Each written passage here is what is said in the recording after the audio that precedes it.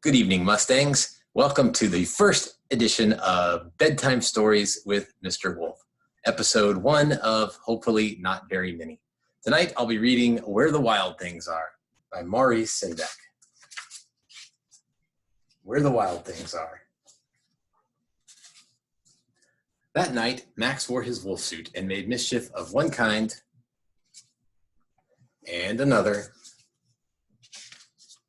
His mother called him Wild Thing, and Max said, "I'll eat you up." So he was sent to bed without eating anything. That very night in Max's room, a forest grew. And grew. And grew until his ceiling hung with vines and the walls became the world all around.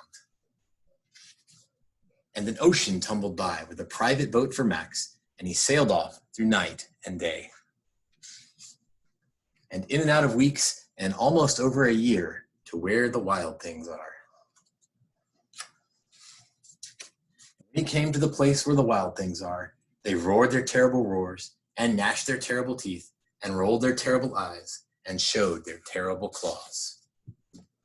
Till Max said, "Be still," and tamed them with the magic trick of staring into all their yellow eyes without blinking once, and they were frightened and called him the most wild thing of all, and made him king of all wild things. And now, cried Max, let the wild rumpus start.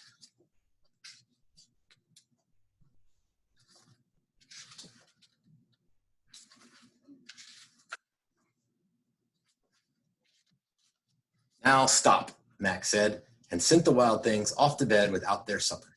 And Max, the king of all wild things, was lonely and wanted to be where someone loved him best of all. Then all around him, from far away across the world, he smelled good things to eat, so he gave up being king of where the wild things are. But the wild things cried, "Oh, please don't go, we'll eat you up, we love you so." And Max said no. The wild things roared their terrible roars and gnashed their terrible teeth and rolled their terrible eyes and showed their terrible claws, but Max stepped into his private boat and waved goodbye.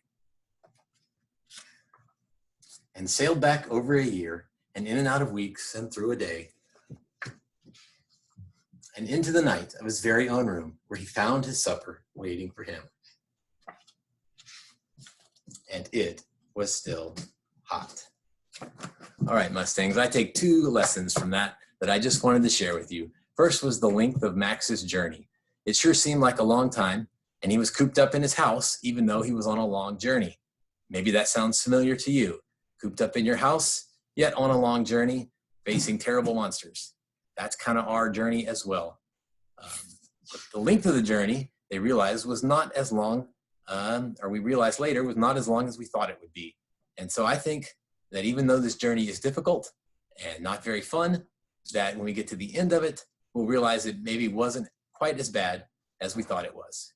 The second thing I think of from the book is when he reaches the far distant shore and faces down the obstacles, the monsters, the enemy.